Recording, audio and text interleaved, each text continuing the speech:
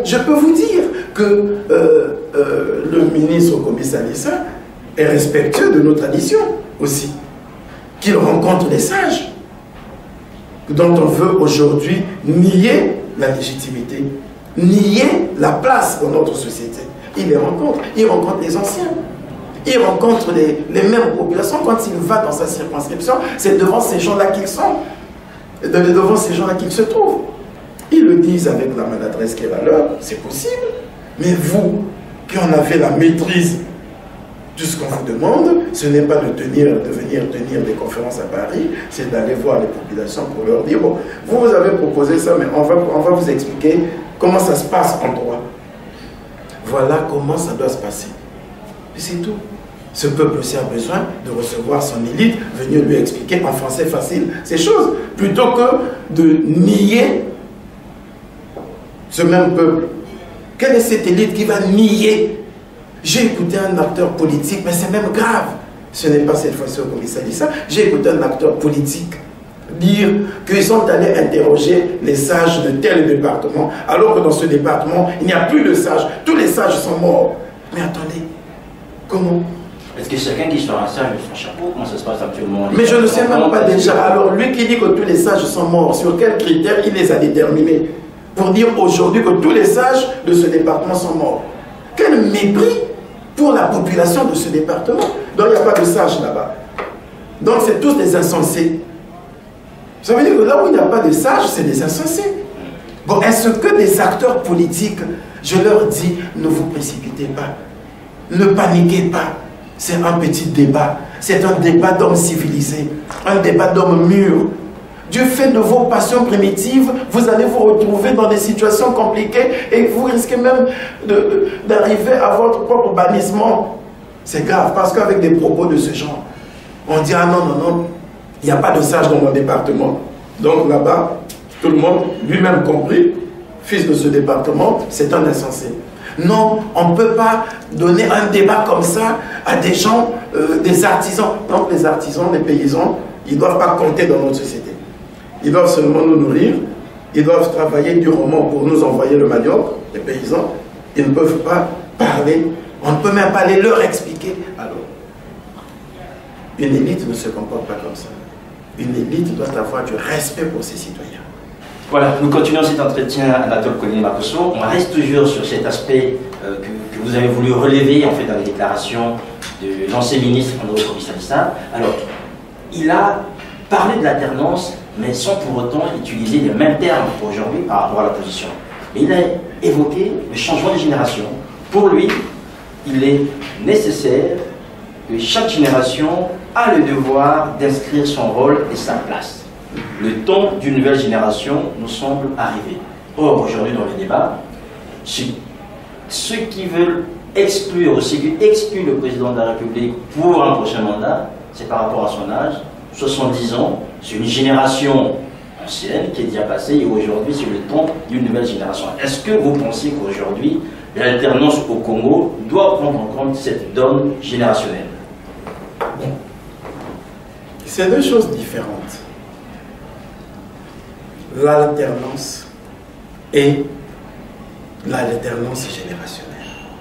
C'est deux choses différentes. L'alternance, d'abord, est la volonté du peuple. Et elle est garantie dans notre pays.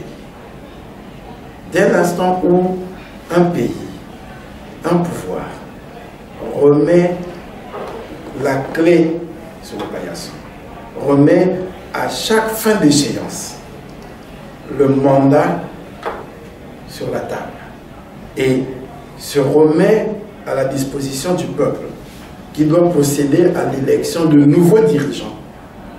C'est là la garantie de l'alternance. Il n'y a pas un autre mécanisme qui puisse garantir l'alternance que l'obligation qui est faite au nom de la démocratie de fixer les échéances de mandat et d'organiser régulièrement des élections libres et transparentes. C'est pour permettre au peuple d'exprimer son besoin pour l'alternance. Voilà, c'est cela. Et donc, dans le cas du Congo, nous allons d'avoir une alternance à l'Assemblée en 2012. les députés ont été renvoyés devant leurs électeurs après 5 ans d'exercice. Les électeurs ont confirmé la confiance à ceux qu'ils voulaient bien revoir siéger à l'Assemblée. Ils ont retiré la confiance à ceux qui n'acceptaient pas. Les populations ont retiré la confiance à ceux qu'elles ne voulaient plus revoir à l'Assemblée. Et puis, à envoyer à l'Assemblée d'autres personnes. Au Sénat, c'est pareil. Nous allons là aux élections locales, l'alternance reste garantie. Nous irons en 2016, nous l'avons eu en 2009. Le président de la République s'est présenté devant le peuple. Il y en a qui n'ont pas voté pour lui, il y en a qui ont voté pour lui. C'est donc le fait déjà d'avoir rendu le tablier et d'avoir renégocié une autre confiance avec le peuple. C'est une alternance. En 2016, on peut repartir aux élections. Le peuple dira s'il va accepter tel ou tel autre, c'est ça l'alternance. C'est l'obligation qui nous est faite d'organiser des élections libres et transparentes à des échéances précises et régulières. Voilà. Maintenant, l'alternance générationnelle, dont parle un certain nombre de nos acteurs. Ça veut dire que, je ne sais pas comment ils définissent ça. Moi, je peux vous dire que face à ce concept d'alternance générationnelle, moi j'opte pour une gouvernance intergénérationnelle. J'ai besoin. On n'a pas besoin d'exclure du champ politique un certain nombre de personnes au motif qu'elles seraient plus jeunes ou qu'elles seraient plus âgées. On a besoin d'avoir, pour faciliter, pour éviter le choc de génération, on a besoin d'avoir une gouvernance qui prend en son compte toutes les générations qui puissent exister pour que, ensemble, ces générations contribuent au développement national. Le président de Sassou Nguesso sera-t-il candidat en 2017? Mais c'est à lui qu'il faut poser la question et à son peuple. Ce n'est pas à nous. Je ne sais pas. Quel est vous, aujourd'hui, en tant que citoyen, je vais vous repartir vers vous, en tant que non-libre, en tant que citoyen, votre opinion sur ce débat concernant la Constitution et sur le changement dont il est question, puisqu'on parle plus de changement que de révision? Nous avons notre Constitution qui a été votée par le peuple en 2002. En 2005, j'écrivais dans Droit de regard, témoignage d'un messager du Congo-Brazzaville paru aux éditions L'Harmattan. Nous sommes en 2005. Je pensais que le travail de démocratisation de notre pays n'était pas encore achevé. J'appelais l'élite à réfléchir sur un modèle démocratique qui nous permette de garantir la stabilité de nos institutions. À ce moment, j'en appelais aux réformes institutionnelles. Parce que j'avais pensé que ce que nous avons fait jusqu'en 2002 était remarquable, vrai, mais cette constitution ne me permettait pas de construire des institutions stables, capables, qui prennent en compte les réalités sociales et culturelles de notre peuple. C'était déjà une très belle constitution, mais un certain nombre de paramètres que j'estimais n'avoir pas été intégrés. Puisque vous m'avez posé la question en tant que citoyen, je vous donne le point de vue du citoyen que je suis. Voilà, donc nous étions en 2005. Un président qui a été élu en 2002, une constitution qui a été votée en 2002. Quand je soulève ça en 2005, donc ma réflexion n'était pas à inscrire dans le champ de l'opportunisme actuel. Est-ce qu'on est d'accord? Voilà. Je ne me suis pas arrêté là. Nous sommes en 2009. Nous engageons une démarche pour que 2010 soit l'occasion de faire le point, le bilan de la démocratie dans les pays africains, en profitant de ce que 2010 aurait été l'année de la célébration du cinquantenaire de nos indépendances et de 20 ans de retour de la démocratie dans la majorité de nos pays. Nous n'avons pas eu ce bilan, les États n'ont pas fait ce bilan, et nous avons organisé, à titre personnel, le cabinet Géry-Costrapol, avec le cabinet Cripol, un colloque à Pointe-Noire, indépendance, République et indépendance africaine, 50 ans après, enjeux et perspectives. À cette occasion, je faisais une communication et je intitulais plaidoyer pour de nouvelles réformes institutionnelles. Voilà. Et je pensais que nous devrions engager d'importantes réformes dans le pays qui devraient intégrer un certain nombre de réalités sociétales qui étaient absentes dans la Constitution de 2002. Notamment intégrer des valeurs assises sur le dialogue, le partage, la solidarité, le respect de l'ancien, de l'aîné et ainsi de suite. Nous étions en 2010. Peu avant, en mai 2010, j'organisais un colloque international sur les nouvelles menaces. Et je rappelais que la gestion du pouvoir, telle qu'elle était pratiquée dans nos pays, était une menace pour la paix et la stabilité de nos institutions, parce qu'elle ne garantissait pas le partage. Voilà. J'écrivais, toujours en 2010, un ouvrage sur la Côte d'Ivoire, de l'impasse au chaos. Et entre autres raisons de la crise de la Côte d'Ivoire, je revenais sur la mauvaise gestion du pouvoir. Vous voyez donc, le point de vue du citoyen que je suis n'a rien à voir avec l'opportunisme qui se dégage aujourd'hui avec cette volonté ou ce refus de révision de la Constitution du 20 janvier. J'ai une constance et je peux aujourd'hui encore réitérer, réaffirmer que je suis pour une révision de notre Constitution, ce qui nous permettra d'intégrer un certain nombre de valeurs que nous n'avons pas pu intégrer par le passé et personne ne peut me le reprocher. Alors, on a critiqué des sages, notamment aujourd'hui on parle beaucoup de sages d'une manière négative, mais aussi des intellectuels qui ont du mal à expliquer l'intégration de ces valeurs africaines en fait dans nos législations. Il y a quelque temps, le professeur Mododo, que vous connaissez bien, a déclaré qu'il fallait peut-être qu'on puisse prêter serment sur Njobi. Est-ce qu'il a été mal, on a mal interprété son propos? Oui, je pense que vous l'avez perçu en fait, puisque ça fait quand même polémique en se disant, est-ce que demain on doit laisser le droit au profit en fait du féticheur ou du naga, comme on dit? Non. Bon, moi je n'avais pas suivi le professeur Mododo, je dois vous le dire. Mais c'est le doyen de la faculté de droit. Je suis moi-même enseignant à la faculté de droit. Le professeur Mododo a été membre du jury de ma thèse ici à Assas. Et donc ce n'est pas quelqu'un qu'il faut présenter comme un monsieur qui pourrait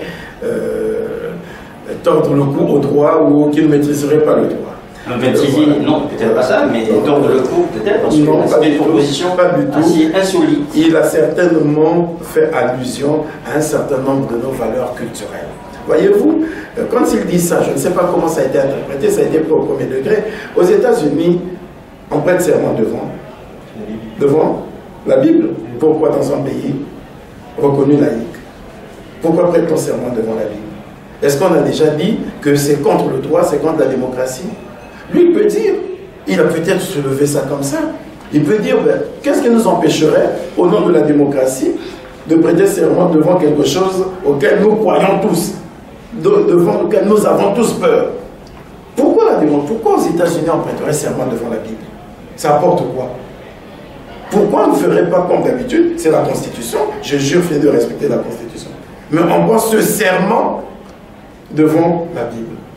C'est parce qu'ils estiment que il faut renforcer peut-être le serment. C'est une raison, ça se passe aux États-Unis, on n'entre pas dans les valeurs culturelles, dans les fondements culturels de cette pratique. Bon, maintenant, il y a quel mal à ce qu'un juriste puisse venir dire, mais peut-être imaginerons-nous aussi qu'en plus de prêter serment de respecter la Constitution devant le Parlement réuni en congrès, on insisterait qu'une femme mette ça devant, je ne sais pas, le Njobi. Oui, maintenant, il suffit pour ceux qui ne sont pas d'accord de dire, mais alors quel serait le mécanisme? Comment ça se pratique le Njobi? Parce que je sache, ce n'est pas quelque chose de physique, c'est pas... Cet argument qui a été mal interprété peut-être, mais un peu maladroit à mon avis, ça appuie sur la peur, en disant que l'Africain ayant peur du fétiche, ben à ce moment-là, il respecterait en fait les engagements. Mais est-ce que c'est tous les Africains qui ont la culture du Njobi? Est-ce que au Congo, c'est tous les Congolais qui ont la culture du Njobi? Lui, il a donné un point de vue. Oui. Plutôt que de le critiquer sur la forme triviale telle que ça se fait aujourd'hui. Un autre acteur, un autre intellectuel. C'est ça aussi le débat intellectuel. Quelqu'un d'autre peut dire, ah non, votre point de vue est erroné, il y a ça, ça, ça, ça. Parce que, bon, vous n'avez pas pris en compte tel aspect. C'est ça le débat intellectuel. Quand nous disons intellectuel, c'est comme ça qu'on met un débat intellectuel. Ce n'est pas tel que je l'ai entendu partout, où on pensait maintenant, mais voilà, voilà, on remet en cause son intégrité, on remet en cause son parcours, sa formation. Je dis, c'est regrettable. Je continue à dire toujours que c'est regrettable. Je regrette cette façon de faire. Voilà. Il y a donné un point de vue. Comme moi, je donne un point de vue sur l'intégration de nos valeurs culturelles. Je dis, je ne vois pas dans notre Constitution intégrer la valeur partage. Parce que la politique telle que nous la gérons, le pouvoir étant reconnu désormais comme la chose la mieux partagée. Nous gagnerons en prévoyant dans notre constitution un rôle pour celui qui l'aura perdu, pour éviter le spoil système qui fait que celui qui gagne, gagne tout, celui qui perd, perd tout et se transforme après en aigri. On gagnerait à faire en sorte que, bon, lorsque quelqu'un a gagné, qu'il tende la main à celui qui a perdu et que notre constitution reconnaisse une place de choix. Et des exemples, nous les avons connus par le passé. En 1961, lorsque le président Youlou accède au pouvoir, il nomme comme vice-président le président Opango. Et on a connu une accalmie, on a connu la paix. On a connu ça en Afrique du Sud. Lorsque le président Mandela arrive après l'élection, la Constitution prévoyait que la vice-présidence devrait être assurée par le parti minoritaire, le parti national. On a connu l'accalmie. On peut multiplier des exemples. Je peux vous dire qu'en RDC, par exemple, le seul moment où, depuis 1997, le seul moment où on a connu une vraie accalmie, un vrai calme, une vraie stabilité des institutions, une vraie collaboration des acteurs politiques, c'est lorsqu'il y a eu le gouvernement 1+4, avec les vice-présidents. Voilà. Et après, c'est toujours difficile, c'est conflictuel. Nous devons sortir de la démocratie conflictuelle et manichéenne pour aller vers une démocratie stable. Et cette démocratie stable passe par le partage. Cette démocratie stable passe par le dialogue. Et ça, c'est des valeurs propres à nous. Cette démocratie stable passe par le rôle de l'ancien. Je le disais dans le livre de la Côte d'Ivoire, de l'impasse au chaos. Comment pouvez-vous accepter qu'un ancien président qui a géré loyalement, on lui demande de partir? Si c'est pour qu'il se retrouve comme Taylor, si c'est pour qu'il se retrouve comme nous avons connu certains cas des chefs d'État qui sont malmenés, qui se retrouvent dans la précarité sans un rôle à jouer, ça ne vaut pas la peine. Est-ce que dans nos pays, on ne gagnerait pas à faire en sorte qu'un ancien président de la République ait un statut particulier qui lui permettrait de jouer une autorité, d'être comme une autorité arbitrale de nos institutions? On peut réfléchir sur tout ça parce que notre culture vénère l'ancien. Lisez Sous l'orage de Seydou Badian. Oui. Voilà. On vénère les anciens et on entoure de sollicitude leurs aînés. Alors, est-ce que nous avons intégré cela dans notre pratique politique? On a un certain nombre de choses. Que faut dire la notion de laïcité aujourd'hui? Où 97% de notre population est chrétien ou croyant. Cette population croit même plus au prêtre ou à l'imam qu'au chef du village ou au chef de quartier. Alors, est-ce qu'il n'est pas intéressant d'imaginer des mécanismes de collaboration pour que nous engagions une vraie politique entre le leader religieux et le leader politique? Est-ce qu'on a réfléchi à tout ça? Il y a beaucoup de choses à revoir dans nos institutions pour qu'elles intègrent nos valeurs sociétales, culturelles, morales, sociales. Et bien c'est cela. Voilà, c'est cela. Alors, on va terminer cet entretien, Monsieur le Ministre. Juste une question. Beaucoup de vos camarades du gouvernement ne s'expriment pas à Paris. On les entend rarement, sinon dans les médias, lors des grandes conférences. Qu'est-ce qui a fait que vous veniez aujourd'hui, ici, partager ce moment avec nous? Parce que je suis ministre de l'Éducation civique. Voilà. Ministre de l'Éducation civique. L'éducation civique, c'est l'éducation populaire. Et partout où se trouvent mes compatriotes, j'ai l'obligation de porter le message que j'estime être le message impartial, le message d'éducation, le message d'élévation de la conscience, pour que les passions primitives de la subversion des hommes politiques ne prennent pas le dessus sur la conscience citoyenne. Voilà. J'ai accepté de répondre à votre invitation et je vous remercie de m'en donner l'occasion parce que j'estime que je suis porteur d'un message d'élévation de la conscience citoyenne, d'un message de l'édification de la nation, de l'édification de la conscience du peuple, et je dois le porter, quelle que soit la tribune qui m'est offerte. Et c'est pour cette raison que, même à Brazzaville, je vais dans les quartiers. Je ne suis pas simplement dans les organes officiels, dans les milieux officiels. Je peux rencontrer les jeunes, où qu'ils se trouvent, puisque les jeunes sont partout. Je peux les rencontrer dans un bar. Je peux les rencontrer dans un temple. Je peux les rencontrer dans un quartier. Il m'arrive d'être dans la rue avec les jeunes, ils apportent des chaises et nous discutons. Je peux les rencontrer à l'école. Je les rencontre à l'université. Il m'arrive qu'après mon cours, je reste avec les jeunes et je leur donne ce que j'estime être les éléments de langage, les éléments de jugement, d'appréciation, pour qu'ils n'entrent pas dans cette forme de manichéisme où lorsqu'ils ont choisi un camp, ils ne peuvent plus voir ce qui est bien dans l'autre camp. Je n'ai pas besoin de ça. Je dois leur donner des éléments objectifs qui leur permettront d'aller défendre leur position où qu'ils se trouvent. Voilà. Parce que pour mes étudiants qui sont ici, ce n'est pas le discours que nous leur distillons là qui va faire à ce qu'ils puissent soutenir un mémoire, une thèse de doctorat, qui va faire à ce qu'ils fassent un devoir conséquent sur leur pays. Il faut qu'ils aient des éléments objectifs de langage. Et c'est ce que je me charge de leur donner. Voilà, vous êtes vraiment avancé par rapport à ma dernière question, surtout le dernier aspect. J'allais vous demander, maintenant qu'on a fini, que vous regardiez la caméra et que vous délivriez un message aux jeunes de Brazzaville, de Pointe-Noire, de Caï, de Paris, de Bonn, de Lisbonne, qui vont vous regarder, vous, en tant que premier jeune Congolais, et surtout ministre de l'Éducation civique. Merci beaucoup.